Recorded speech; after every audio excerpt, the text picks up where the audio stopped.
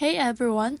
In this video, I'm going to show you how to lock a Notion page with a password, or at least the best way to secure your page using both Notion's built-in lock and account password features. So first, let's start with the locking of specific page. Open your Notion app or go to the web version and sign in. Once you're in, go to the page you want to protect. I've already created a sample one for this. So at the top right corner of your page, click the three dots and scroll down and click on Lock Page.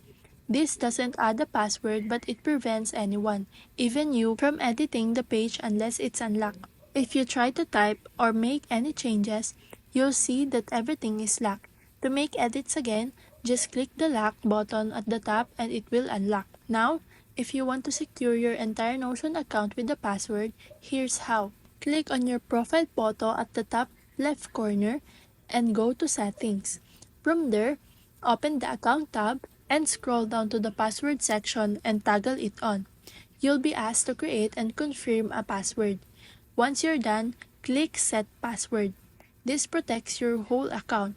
So even if someone's get access to your device or browser, they'll need the password to log in again. And that's how to keep your Notion page safe and secure. Thanks for watching.